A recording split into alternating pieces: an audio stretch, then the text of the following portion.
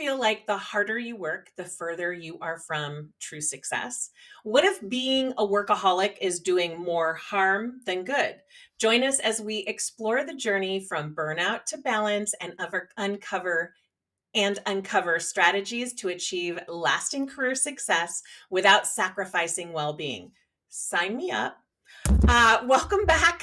And if you're new here, I'm Jen Vasquez, and I help hyper busy female service providers use Pinterest to book more clients and increase their income and impact. And on this podcast, I have the pleasure of hosting expert interviews on all things marketing. So if marketing is something that you want to learn more about, we would invite you to subscribe to our YouTube channel or our podcast. Today, I'm so excited to be talking with Monique Helstrom. Monique, with 23 years of experience in human development and organizational growth, empowers individuals and transforms businesses. As the former chief of Simon Sinek, she played a key role in launching best-selling books and global events. Recognized as one of the People Hum's top 100 global thought leaders, Monique specializes in strengthening executive assistant partnerships, fostering collaborations, and enhancing communication. Through her consulting, she provides actionable insights to help leaders and teams unlock their potential and achieve lasting success. I got my start in my 20s as an executive assistant and worked for all kinds of companies doing that. So you're speaking to me back then anyway. Welcome to the podcast. Thank you for having me. So happy to be here. Thank you. Yes. And this is a subject that I've been wanting to have an expert come on and talk about. Being an entrepreneur is very hard. You tend to work a whole lot more. And sometimes, especially if you're not organized, you could work 24 hours a day and you still feel behind. So this is just a great timing to have you on the show. And I'm really excited. Thank you so much for having me. I cannot wait to talk about this topic. Yay. Okay. So this first question we ask of every guest: what jobs came before the one you have right now? Because 99% of people have those windy roads. They never start out doing what they are going to do forever. Yeah, yeah. Well, my theme, my throughway has always been logistical details, organized. I started off as an event planner, went into sales for a hot minute, mostly just to see if I could do it, but it was awful. It was so not me. And then started as an assistant and worked my way up to an executive assistant. I took a breather to become like an assistant for people's home. I help people organize their homes and become a professional organizer. And then I started working with Simon. So my background has always been putting things in order, putting order to chaos, I guess. Yeah, that is a secret. I'm not so great with it with myself, but that is a secret that I have when I work with clients or even like in our family things. Like I can organize within a minute of everything, but for my work and for myself, I'm not that great at it. Do you do really well with yourself? 1,000%, yes. If you saw everything is my label makers over. Everything has a spot. Yeah, Yeah, that's my everything daughter. has a spot. I've always been like that. My mother was like that, so I will never not be like that. But I hear from other people and they're like, "Oh, I wish I was like you." And I'm like, "Well, great, but what are you going to do with that wish? Like rub it together and hope a genie pops out, or you can figure out a system that really does work for you because there's something that does work for you. You just haven't found the right system yet." So, Agreed. Agreed. it's not good or bad. It's just you do it differently. Yeah, for sure. Okay, let's dive in because I know everyone's excited about this topic. What made you realize that you were a workaholic, and how did that shift your perspective on running a business as a female entrepreneur? Yes. Well, when I was thinking about this question, I was like, I really don't want to answer this way, but it's such a great story because it happened to me like it happens to so many people. I figured out I was a workaholic when I was in a taxi cab in Philadelphia, going from my doctor's appointment to the emergency room in Johnson Hospital downtown to get an EKG because they thought I was having a heart attack. And it was in that cab ride that you're like, What am what? I doing to myself? And What? you're also thinking about all the What? work that you have to get done and how are you going to fit it in with the hospital visit? Like that's when I knew I was a workaholic. Yes. And I will get into the whole story, but I wrote a whole blog about it. It's on my website, but I wrote a whole blog about it. I was working while I was sitting in tubes and things, and they were taking my blood, and I'm thumbing with this finger. And it was one of the doctors there that had to come to Jesus I with was me. just gonna say that. Yeah. Did. She put me in my place, and God bless her. I honestly don't I'll remember her face for the rest of my life, but I remember her name. Oh.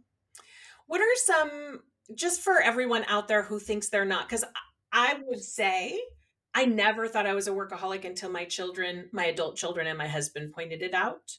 So, what are some early signs of Sure. workaholism, and how can we recognize these patterns before the burnout, right? Nobody realizes it until burnout. So, are there Yeah. any signs that we could see leading up to it? Yes, first and foremost, we have to listen to ourselves because I wish I could tell you that I actually realized I was a workaholic in that taxi cab on the way to the emergency room. I knew I was. I was ignoring signs. I was, oh, it's okay. I don't need to eat today. I just, just doing everything. I can work until midnight. I don't need sleep, the whole 9 yards. And I knew it. So, the first and foremost, you have to listen to your body. When you hear those signs, listen. Because by the time you hear the sign, it's It's bad. almost too late because it went from your subconscious mind to your conscious mind. And your conscious mind is telling you to do it now, which I will get into the brain science, but that's spectacular. So yeah, listen to your signs. But it's the device obsession. This is if you feel like you need to have it during meals, that is a sign.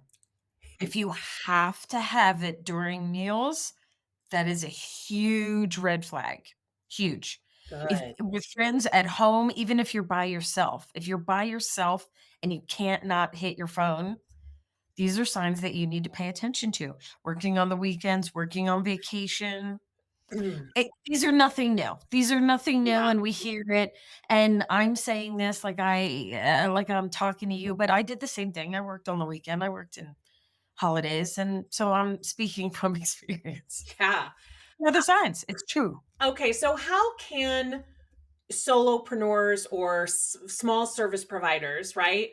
How can they create boundaries to avoid overworking or burnout, but still like achieve their goals, right? Because if you're running your own business, there's no one really, pretty much, if you're a solopreneur, there's no one to lean on. You're wearing all the hats. Yeah, yeah. So I will give you 3 tips. Number 1 is always my first tip if you've ever heard me speak anywhere before, self-awareness.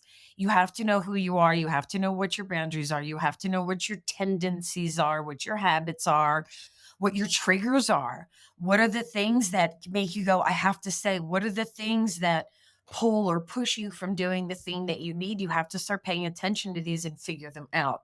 Why are you working so hard?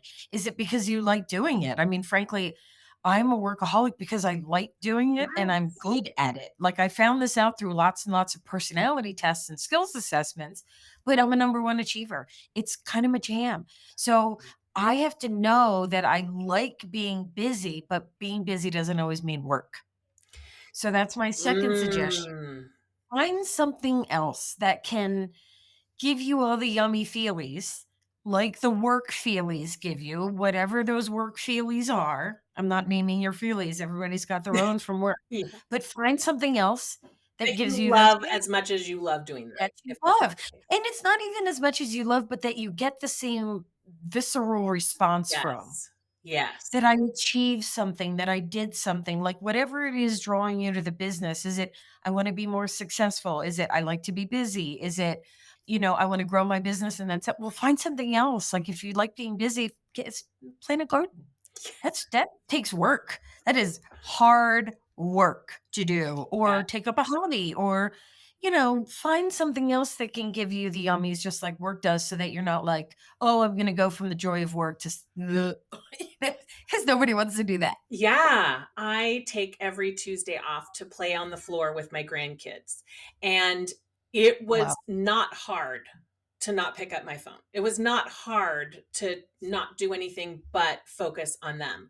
I had to make some shifts in the rest of my work. And yes, I do work on the weekends, but I have that sort of one day free to Love it. really, and I love my grandbabies more than anything on the planet. So, Course.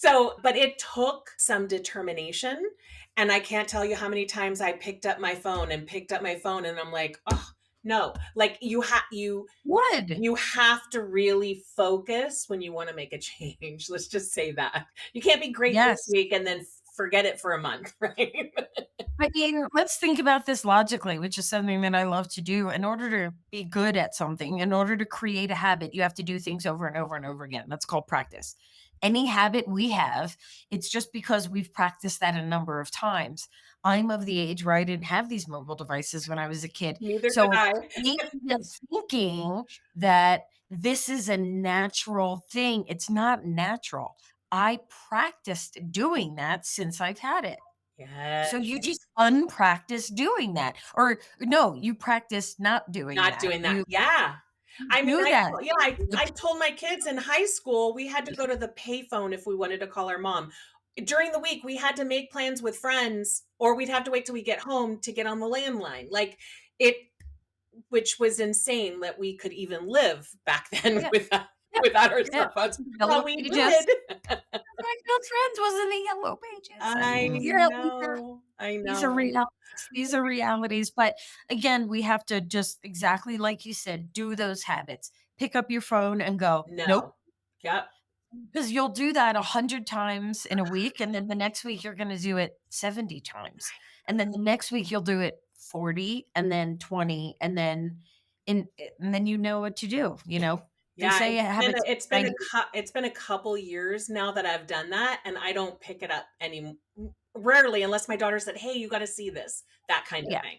Yeah. So, what mindset shifts have been sort of most impactful in helping embrace balance and sustainability success?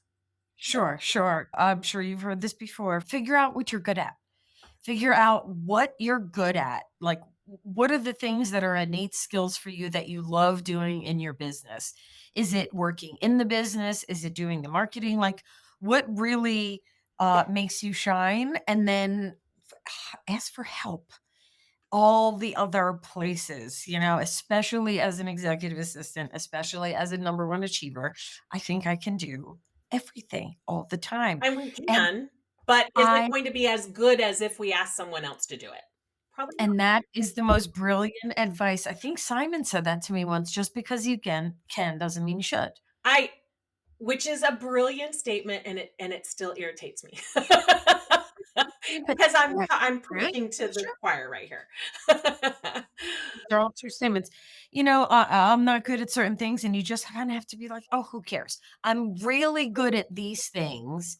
And in our internal body, confidence comes from doing what you're good at. So do more of what you're good at. That builds your confidence, and then tell other really smart people the other thing. 'Cause there's other people who love doing the thing that you hate. There's so many people out there that love doing the thing that you Yes. hate. Or even the thing that you like, but it's not moving you closer to the dollar. You're Yeah. not growing your business with that, but you like doing it. That's also something to consider outsourcing, so you can spend your Yes. time marketing to bring that Yes. business in. Yeah. I was doing my own, bookkeeping in Excel because I love that. Is that what I was supposed to be doing? No. Bookkeeper. Nope. I know. What practical steps can you take to balance client expectations without sacrificing your well-being? So, in other words, what are some tips that you can maybe give to people to be able to set yourself up? Like for instance, I told all my clients 2 months before I was not going to be working on Tuesdays anymore. I put it in my signature. I talk about it all the time. But is there anything else that you can do to do that? Yes, I love the setting up and the preparation, and I love That was for my mental because I didn't think I yeah. could do it. Well, why didn't you think you could do it? I didn't think I could take Tuesdays off in the middle of the week and not work. and Yeah. still grow my business. And I was Yeah. completely wrong. So, in fact, Yeah. if anything, I think taking that break makes me better when I come back. Yes. Thank you very much. Knowing your boundaries, your client communication, your clients will treat you how you treat you. So when Ooh, you say that again say for those in the back. your clients will treat you how you treat you. So if you say, I'm going on vacation next week, but if you need me, give me a call and I'm always open and da da da da da da. And then they call you and then don't complain. It's You set that amazing. up. I had a client right when I started this the first month, and I was like, I'm going to lose all my clients, all these things that we tell ourselves. I had texted her. She sent me an email. In the middle of the day, I'm eating lunch. I get on my phone. Again, you were talking about that. And I emailed her back, and she emails back and says, put your phone down. It's Tuesday. My Love, client. love, And love. that was an eye opener for me because like you said, they'll treat you how you treat you, and I was Yes. not treating myself very Yes, well. 100%. And no, there's always exceptions. I'm being demonstrative here, but no, you when you run your own business, if you're winning the $50,000 job and yeah, you're in Aruba, you better answer that damn call. So, there are circumstances, I get that, but don't work on vacation for nonsense. Like flipping through your email, flipping through your social, flipping through your thing. Don't do nonsense. It's emergencies. On Tuesday, if you get an emergency with a client, you got to answer the call. Yes. But Yeah. you don't have to doom scroll and do all the other things. So, I understand that There's always gonna there's be an exception to every rule, yeah, but we can't make that our excuse either, right, which I think right, we do a lot. Okay, right. what advice would you give to our audience who feel guilty stepping away from work, especially when, they're running their own business? Like, no one Sure. else is gonna do it if I can't do it, that kind of thing. Sure. Figure out where that guilt comes from or why. Like, why are you feeling so bad about it? Is it that you feel like you're going to let your clients down? Is it you feel like you're letting somebody else down? Is it a financial thing? Like, where is that guilt coming from? And again, the more knowledge is power. The more we can understand what's making that guilty feeling, the more that we can put other things in place to do that. Is the guilt from, I'm going to lose my clients, exactly like you said, I'm going to lose my clients, I'm going to lose my clients.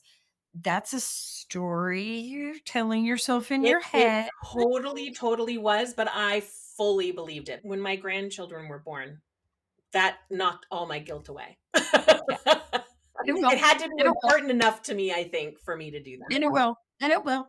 But in situations like that, think to yourself, okay, really sit down, grab your favorite cup of coffee, sit out in the sun with your face in the sun, and just be like, okay, why am I feeling guilty? What is it?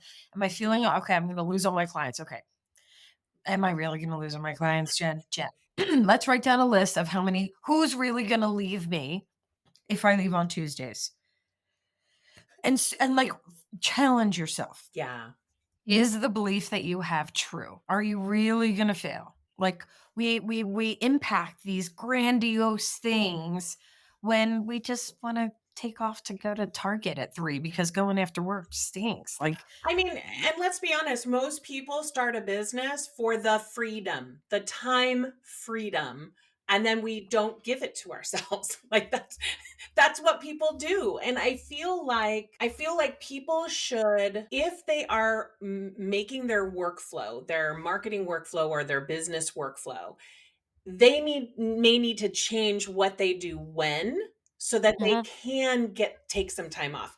I've worked with clients who they have no time to do anything, and as we're talking and we're talking through the calendar and we're doing all these things, doing like-minded work at the same time, you'll get more work done at that time than if you try to do every little thing for that one project right then for the next 4 hours while you're stressing on the other things that aren't getting done. So I think sometimes our hesitation or the stories we tell ourselves are also because we're disorganized. mhm. Sure. There could be a million different reasons why. It could be, yeah, it could be any reason, but figuring it out and understanding gives you the power back. Yeah, for Because sure. you know, I think if I could have everyone walk away with one tip, I just, I've actually never felt so powerful in my life as a female entrepreneur that when I just took my power back and said, okay, I'm a female and I'm an entrepreneur and I'm a human being. And I don't want to work 5 days a week or 7 days a week. No, And this is what I'm gonna do, and we just I mean, this is all we can control, so once I finally was like, "Yeah, this is how I'm gonna do it," I have never felt so powerful in my life. I love it. Okay, as we're wrapping up, what are three things that really helped you to grow your business that you have right now? These could be tools, advice, really anything, but what three things? I would say a project management system of some sort, and it doesn't have to be in Asana or Monday.com if you wanna do it in Excel, if you wanna do it on pieces of paper, but have one place for That's your the list. key. That's so One good.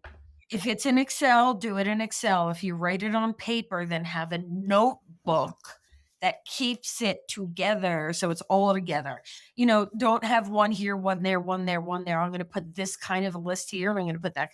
No, have one space. So, uh, really making sure you have one place to do that. I would say the other thing is that's helped me in my business is I take breaks. That helped me more in my business than I can even tell you. I set an alarm Like the and I try Pomodoro method, but it's whatever right method you have, but it's the same concept, I imagine. every hour, I take 3 deep breaths, and every 3 hours, I go outside for 3 minutes and I take sunshine on my face. Oh my gosh, that's so good. I get up every hour and I walk around my house 3 times and then I sit down, but I could probably use the breathing though. And the only reason why I do that is because my Apple Watch tells me. Yeah, Or yeah, I would yeah. sit for 7 hours straight. A great thing that I did once, and this happened out of accidentally, I was struggling on a problem and I was just ruminating, sitting here staring at the computer, thinking that the answer is gonna come out of here, and I got so frustrated, I got on the floor and I held plank. And I set my alarm to see if I could do plank for 90 seconds. And I was thinking of the problem while I was in there, but all of a sudden you start to shake and your mind goes empty because you're just trying to hold yourself up.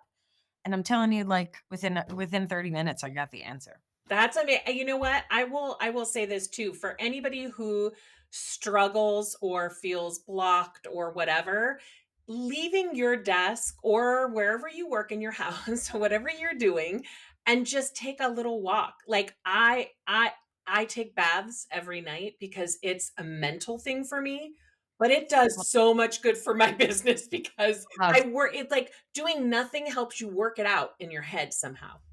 it does. It does. Ruminating does not help you solve problems.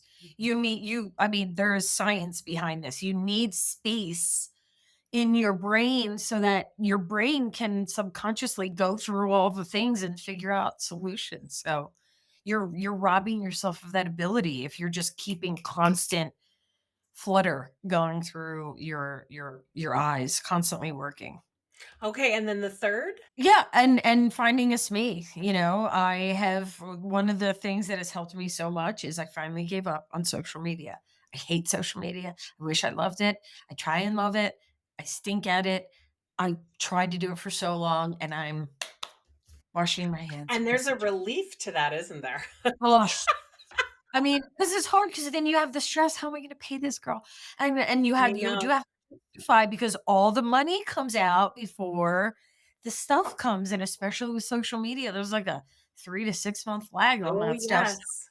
you have to like, but I But you get know to focus on the things that are gonna move your business forward by not struggling and being frustrated with that. Like, yeah, that's not that's worth my time. that's important. I It's not worth my time Yeah, doing subpart work. yeah. I'm struggling and I'm not doing it well anyway. So why am I wasting my time? Before we get to the gift that you're sharing with our audience, why don't you tell everyone about the services that you provide in case anyone's been listening along and going, "Oh my gosh, I need Monique's help." Okay. So mostly I specialize in the relationship between an executive and their assistant just because I've worked in that field for Yes. so long. Sometimes that's recruiting. So I do a lot of executive assistant recruiting for executives. So recruiting is one space, coaching is another space. And I do that on both ends as well. I coach administrative assistants and I coach executives on how to have an assistant because this is something Because that they they don't. cannot read minds even though they They, typically do all no, the time. Don't expect it. don't expect it, and I don't blame them. I mean, assistants were never taught how to be assistants, but they're never taught what to do with us either, so Yeah, it's not like this is a natural thing. We're a unique individual, so why this partnership is very unique, so a lot of coaching, and I do speaking on it as well, but, my coaching is not only for administrative assistants. I coach yeah. small business owners and mostly folks female So small if you're business. having an issue with being a workaholic and not having that work-life balance, which is never really balanced if we're being honest, that's awesome. Connect with her. Tell everyone what your freebie is and how it'll help them. So, I have a downloadable about positive feedback, and this is something that I think we've lost over the years on the different ways to provide someone with positive feedback. Thank you is so old and so overused. I have a little downloadable to help encourage you to vary your types of positive feedback that you're giving to people in this wonderful world that we That's live in. amazing. Well, thank you so much for your valuable time and your advice today.